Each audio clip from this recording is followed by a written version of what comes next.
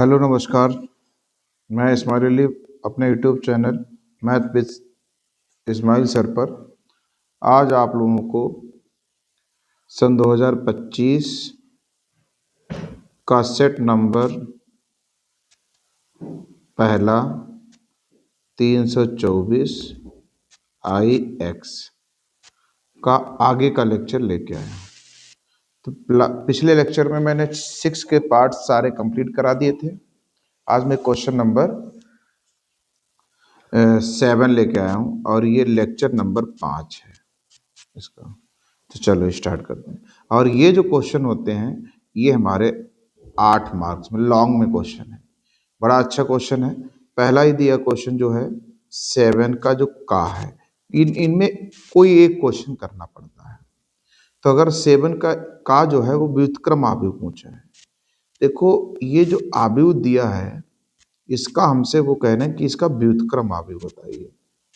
तो व्युत्क्रम आव्यूह बताने के लिए हमको यहां से सबसे पहले व्युत्क्रम आव्यूह निकालने के लिए एक होता है ए इनवर्स ए बराबर एडजॉइंट ए बटे में डिटरमिनेंट ऑफ ए।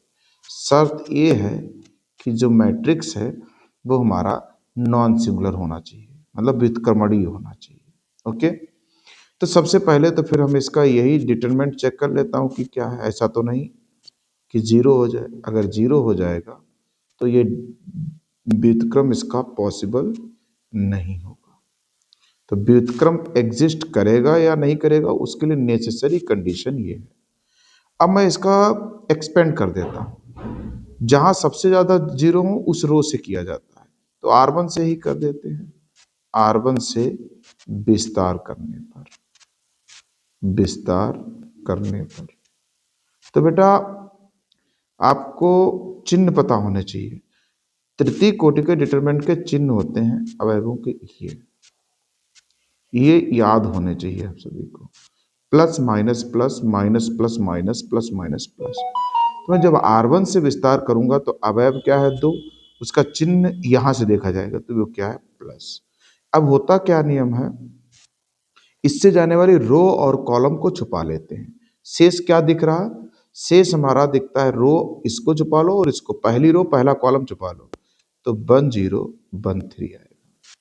फिर उसका दूसरा अवयव क्या है, जीरो है और चिन्ह क्या है, माइनस है। अब अगर हम देखें तो बाहर जब जीरो हो गया तो अंदर कुछ भी हो जीरो ही आना है। तो लिखो चाहे ना लिखो, इसीलिए हम जीरो की तरफ बढ़ते हैं। जिस रो में या कॉलम में सबसे ज्यादा जीरो होते हैं उसी से एक्सपेंड करते हैं। ये जीरो से मल्टीप्लाई में जीरो हो जाता है।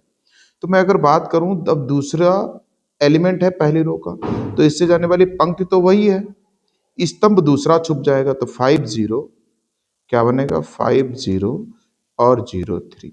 फिर उसके आगे क्या है, उसके आगे जो चिन्ह होगा वो प्लस होगा, लेकिन अवयव क्या है, -1 है।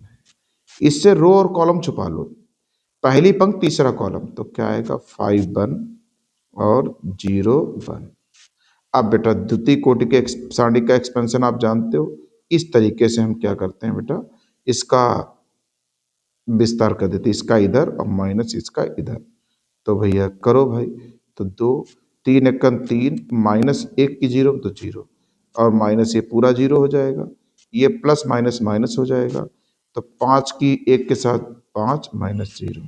तो मैं देखूं तो ये 6 माइनस का 5, बेटा ये हमारा आ गया 1 जो कि जीरो नहीं है।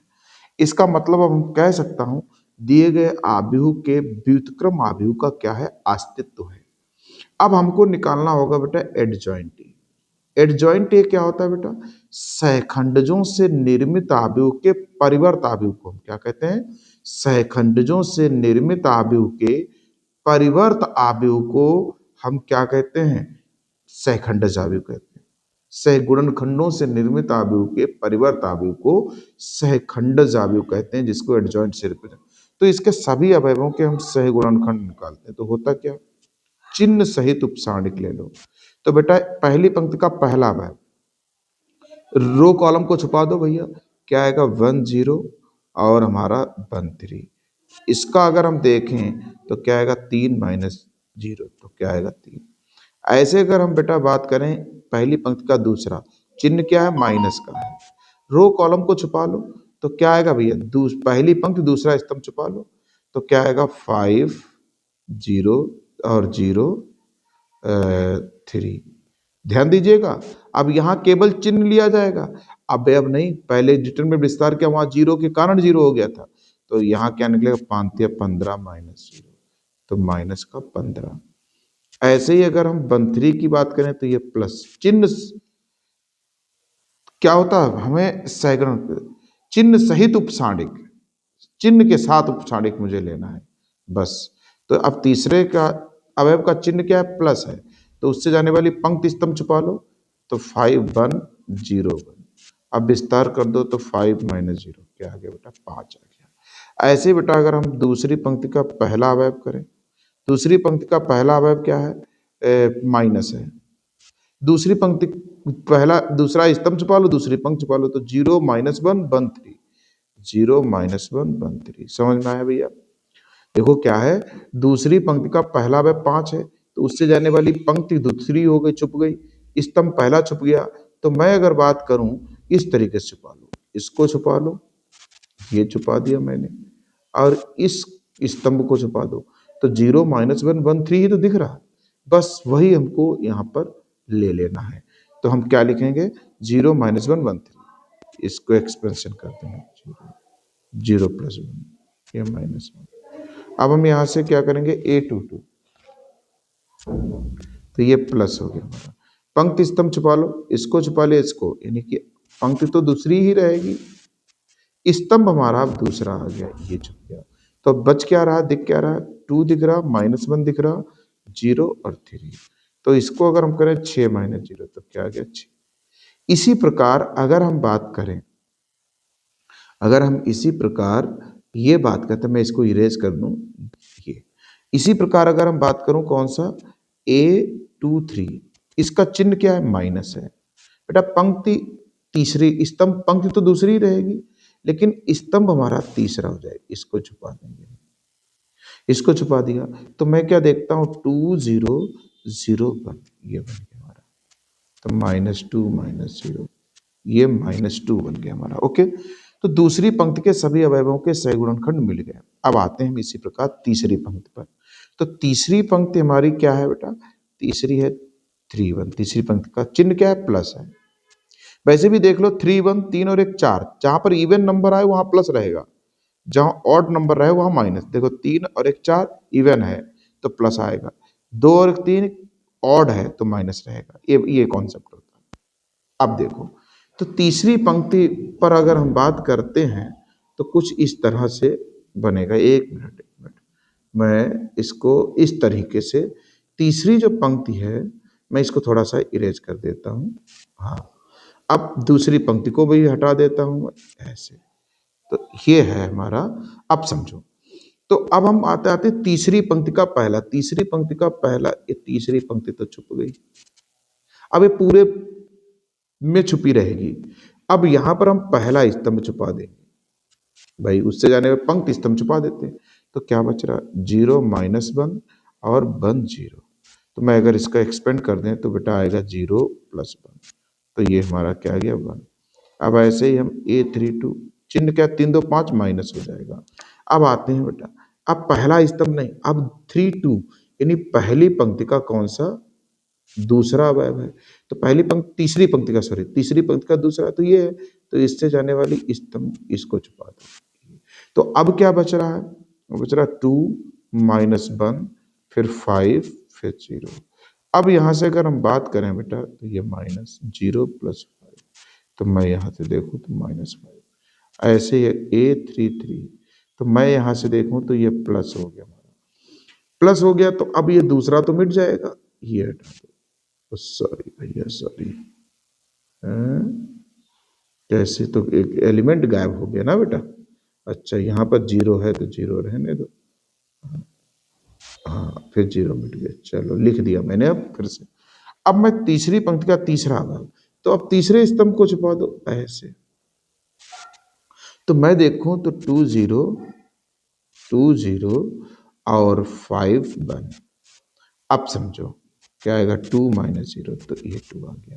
इसका मतलब मैं यहां से अगर देखूं तो एडजॉइंट ए क्या होगा, पहली पंक्ति का पहला अवयव 3, A11, A12 -15, A13 5, A21 -1, A22 6, A23 -2 और A31 1, A32 -5 और A33 2। अब इस पर लग जाएगा डैश परिवर्तन, तो भैया आएगा 3 -15 फिर 5 -1 6 -2 फिर 1 फिर 1 1 फिर -5 और 2। ये हमारा बन गया एडजॉइंट। अब हमें क्या चाहिए? हमें चाहिए इनवर्स व्युत्क्रम आव्यूह। तो इनवर्स के लिए पहले ही मैं फार्मूला आपको बता चुका हूं कि एडजॉइंट ए बराबर है, तो एडजॉइंट ए यानी ए इनवर्स बराबर क्या होता है? एडजॉइंट। एडजॉइंट हम निकाल चुके हैं, 3 -1 फिर 1। अब बेटा माइनस का 15 फिर 6 माइनस का 5 फिर 5 -2 और 2। ये हो गया। डिटरमिनेंट क्या है? डिटरमिनेंट 1 है, तो नो चेंज, हमारा वही बना है 3 -1 1 और -15 और 6 -5 5 -2 और 2। इस तरीके से हमारा क्या हो गया? आंसर हो गया। तो इस तरीके से ये क्वेश्चन 8 नंबर में है। बड़ा इंपॉर्टेंट क्वेश्चन है और बहुत इजी क्वेश्चन की कैटेगरी में है और कंफर्म क्वेश्चन आता है। चलिए, ये हमारा क्वेश्चन नंबर 7 का हो गया। हालांकि इस क्वेश्चन में एक ही खंड करना होता है, लेकिन हम दोनों बता देंगे। इक्वेशन सॉल्व करने वाला जो इसका खा, ये ऐसा क्वेश्चन कंफर्म है। व्युत्क्रम वाले में कभी कभी ऐसा क्वेश्चन भी बना देते हैं, ए इंटू एडजॉइंट ए बराबर डिटरमिनेंट ऑफ ए, ऐसे सिद्ध करने के लिए भी कहते हैं। लेकिन ये जो क्वेश्चन है, ये ऐसा एक क्वेश्चन कंफर्म है। तो मैं इसको इरेज कर रहा हूं बेटा, मैं इसको इरेज कर रहा हूं 7 का। हाँ, अब मैं इसका जो खा है मैं उसको कराने जा रहा हूँ। खाट जो है 7 का, इस टाइप का एक क्वेश्चन कंफर्म है। हालांकि ये जो 7 का इस टाइप का भी कंफर्म है, लेकिन कुछ थोड़ा चेंजिंग करके हो सकता है। लेकिन जो खा है इस टाइप का एक डिट्टो क्वेश्चन तो 100% तय है, कंफर्म आएगा। तो चलिए, अब मैं क्या करता हूं, इसका जो खा वाला हमारा है 7 का खा, बड़ा अच्छा क्वेश्चन है। जो इक्वेशंस दी उनको एक बार मैं सही से लिख लेना चाहता हूँ। लिख लो बेटा। अब ये 2x plus Y minus Z बराबर 1। अब ये 4x minus 3y plus 2z बराबर भी 4। ये बन गया हमारा। अब हम इसको सबसे पहले सॉल्यूशन में क्या करना है? सबसे पहले इनको ax बराबर b टाइप में लिखिए।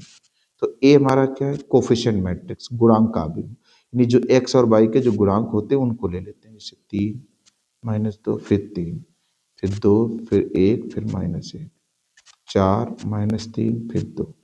ये बन गया। अब यहाँ अननोन क्वांटिटीज जो एक्स वाई जेड है, यहाँ बी 8 और इतना। ओके, अब यहाँ पर जो मुख्य काम है वो कोफिशिएंट मैट्रिक्स ए का है। ए क्या है? 3 -2 फिर 3 फिर 2 फिर 1 -1 4 -3 2। अब जितना काम मैंने 7 के काम में कहा था व्युत्क्रम, जैसे ये इक्वेशन जो दी है एक्स बराबर, इसको हम एक्स बराबर ए इनवर्स बी लिखेंगे। तो हमें उसका इसका व्युत्क्रम चाहिए, यानी जो 7 के काम में जितना काम किया था उतना काम तो मुझे करना ही करना है। तो चलो भाई हम शुरू करते हैं। तो व्युत्क्रम निकालना, तो व्युत्क्रम के लिए सबसे पहले तो डिटरमिनेंट निकालो। अगर ये सिंगुलर नहीं है, नॉन सिंगुलर होना चाहिए, मतलब व्युत्क्रमणीय होना चाहिए। डिटरमिनेंट इसका शून्य नहीं होना। अगर शून्य हो जाएगा तो व्युत्क्रम एग्जिस्ट नहीं करेगा, और जब व्युत्क्रम एग्जिस्ट नहीं करेगा तो फिर क्या इसका सॉल्यूशन नहीं एग्जिस्ट करेगा? नहीं बेटा, सॉल्यूशन तो एग्जिस्ट करेगा, लेकिन जो 12th में आपका जो टॉपिक है वो नहीं हो पाया, क्योंकि अगर डिटरमिनेंट 0 हो गया तो यूनिक सॉल्यूशन नहीं होगा, इनफाइनाइटली मैनी सॉल्यूशन होगा, तब अनंत हल होगा। और 12th के सिलेबस में अनंत हल वाला कॉन्सेप्ट मैट्रिक्स कॉन्सेप्ट से नहीं है। ओके, तो वो रैंक मेथड से लगते हैं, उसका कॉन्सेप्ट बीएससी वगैरह में है। फिलहाल देखिए, मैं इसको R1 से ही एक्सपेंड कर दूं। वैसे तो सबसे ज्यादा जीरो जहां मिलते हैं वहां से, लेकिन जब जीरो नहीं है तो जीरो बनाए भी जाते हैं। कुछ प्रॉपर्टीज होती हैं डिटरमिनेंट की, जो कि मैंने आपको सबको लिखाई भी हैं, सिलेबस में नहीं है फिर भी लिखाई हैं। तो बेटा हम अभी चिन्ह मैंने आपको इससे पहले वाले में बताए थे, plus minus plus minus plus minus plus minus plus. तो भैया +3। अब मैं डायरेक्ट करूंगा थोड़ा सा।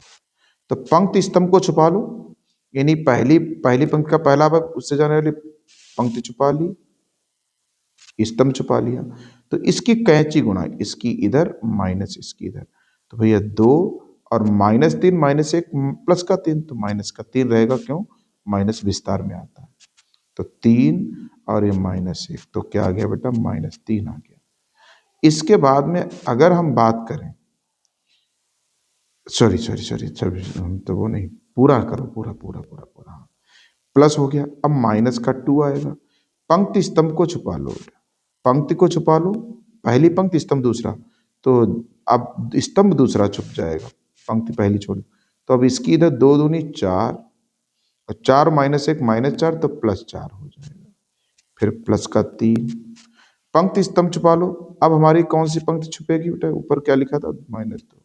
अब हमारा पंक्ति स्तंभ, पंक्ति तो पहली रहेगी, स्तंभ तीसरा हो जाएगा। तो इसकी इधर कर लो, 2 और -3 की गुणा -6 और माइनस का 4। तो मैं अगर देखूं तो 2 आएगा, ये माइनस का 3 में से 2 का माइनस है, -3, 4 4 8 दूनी 16 और 6 4 10 तियां 30 माइनस का 30। तो बहुत आ गया भैया, 30 और 16, 30 और 16 हो गया भैया 46 और 3 49, जो कि 0 नहीं आया है। तो ये कैसा आव्यूह है हमारा? व्युत्क्रमणीय आव्यूह है।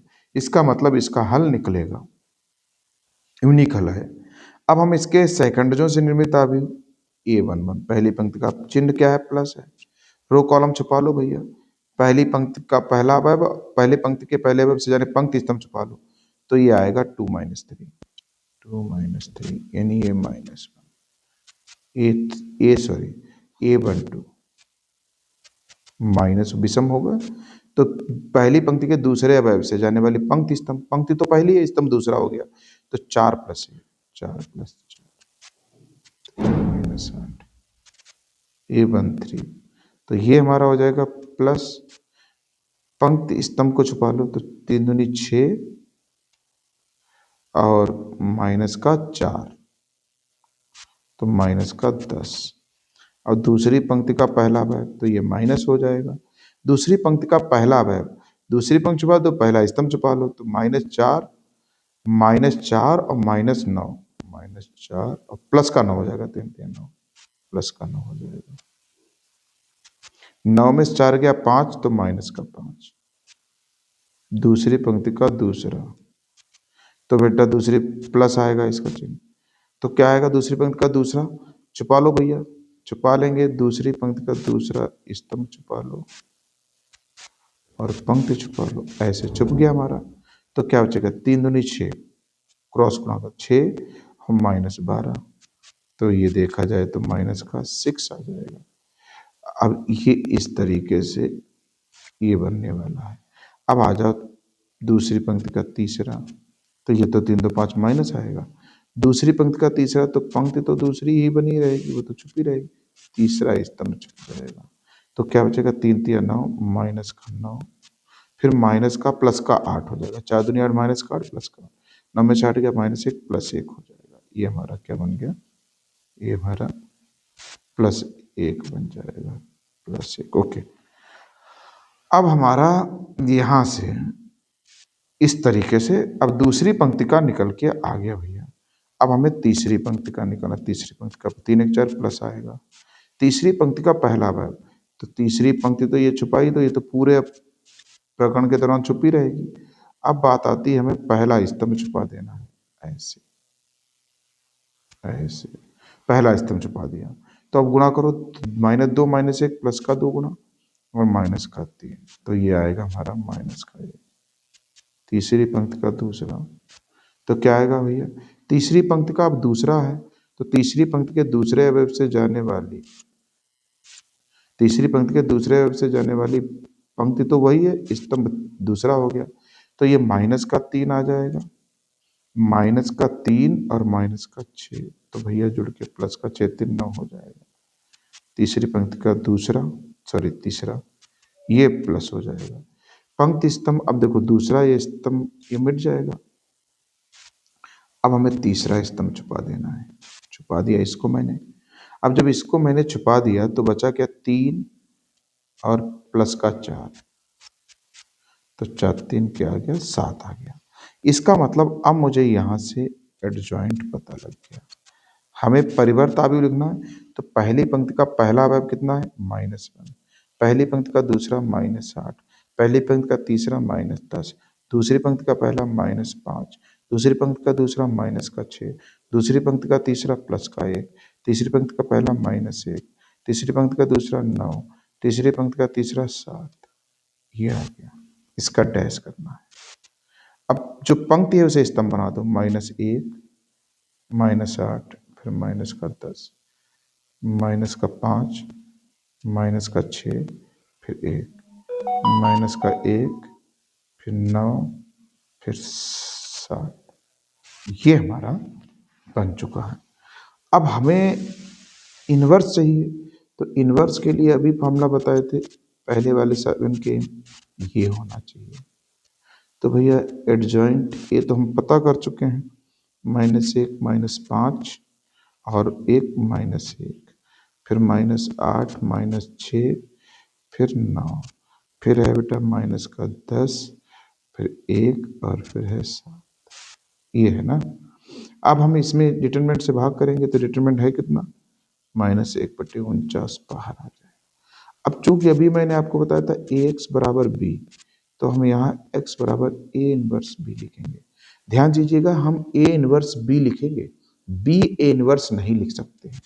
b कारण क्या है, b इनवर्स A इसलिए नहीं सकता हूँ, b का ऑर्डर कितना है, b मैट्रिक्स हमारा 3x A का और A इनवर्स 3x3 का, इनकी जो मल्टीप्लाई ही संभव नहीं हो पाएगी, ये बराबर नहीं है, इसलिए b A इनवर्स नहीं लिख सकते। ओके, हमें यही लिखना होगा।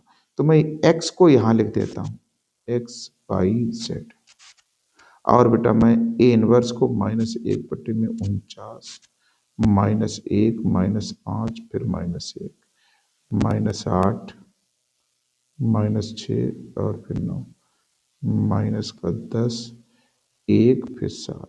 अब यहाँ b क्या है, 8 1 4।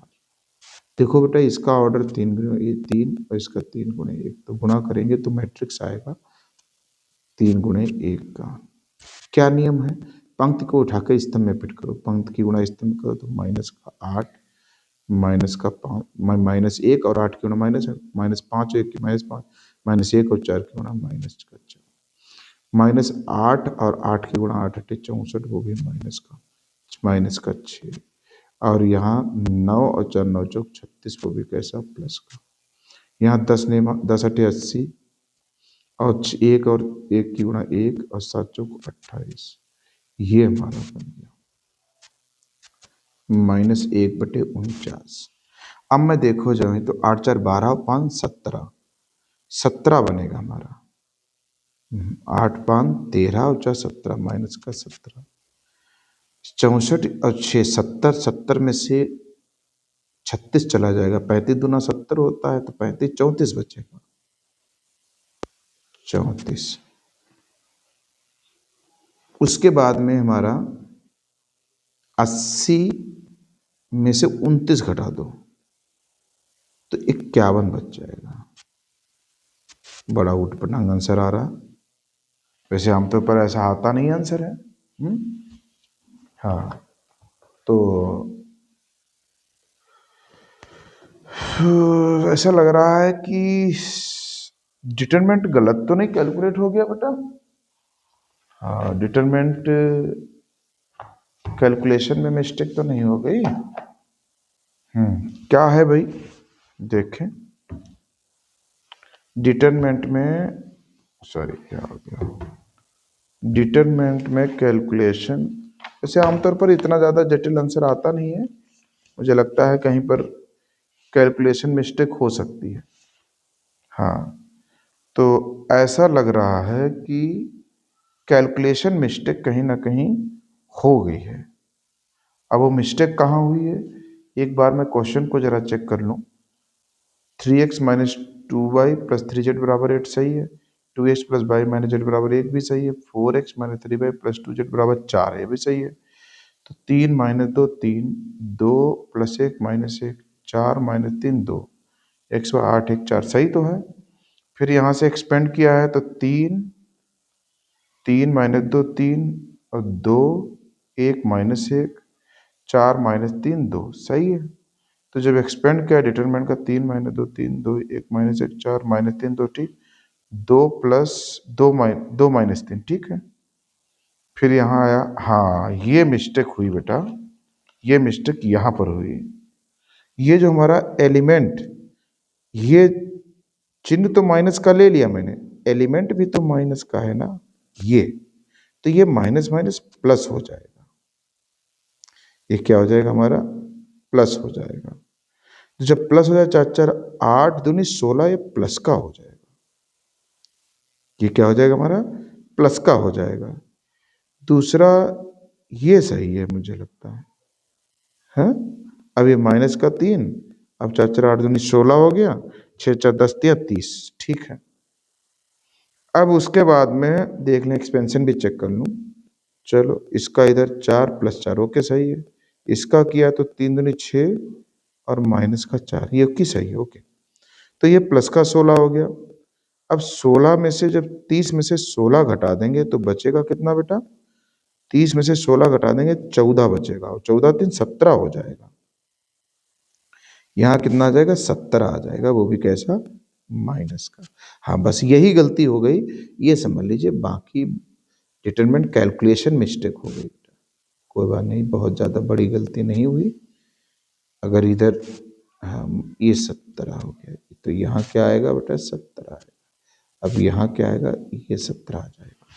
तो यहाँ पर देखो, इसको अंदर गुणा कर दो तो माइनस माइनस प्लस हो जाएगा, 17 17 कट जाएगा तो 1, यहाँ माइनस प्लस माइनस हो जाएगा, 17 दूनी 34 2, और यहाँ बेटा क्या आ जाएगा, और ये भी 34 भी माइनस का बचेगा तो ये भी प्लस का होगा, और ये भी 51 भी माइनस का ही बचेगा तो ये भी, तो ये प्लस का ये भी हो जाएगा, 17 तिया 51। तो अगर मैं देखूं तो यहाँ क्या आ रहा है, एक्स वाई जेड। हमने पढ़ा है कि जब दो मैट्रिक्स आपस में बराबर होते हैं तो उनके करस्पॉन्डिंग एलिमेंट बराबर होते हैं। तो यहाँ पर हमने तुलना कर दी, तो मुझको क्या हो गया आंसर, x बराबर 1 वाई बराबर 2 जेड। अब आप अगर इसको चाहें तो चेक कर लें कि ये हमारा आंसर सही है कि नहीं। अगर x बराबर 1 वाई बराबर 2 जेड बराबर 3, इन इक्वेशंस को क्या करा लें, सेटिस्फाई करा लें। सेटिस्फाई कर जाएगा तो ये सॉल्यूशन है, अन्यथा की स्थिति में सॉल्यूशन नहीं है। तो इस तरीके से ये 7वें का और खा दोनों क्वेश्चंस सॉल्व हो गए। अब 8वें के का और खा और 9 के का और खा, ये दो पार्ट इसके बचे हैं, वो नेक्स्ट डे हम वीडियो लेके आएंगे। आप लोग सभी लोग इसको देखिएगा और कमेंट करके ज़रूर बताइएगा कि वीडियो कैसा लगा है आपको। कुछ कमियां हो तो आप बता सकते हैं, वो सुधार होगा, ठीक है। और चैनल को भी सब्सक्राइब करें, अपने दोस्तों लोगों को भी शेयर करें, ठीक। ओके, धन्यवाद।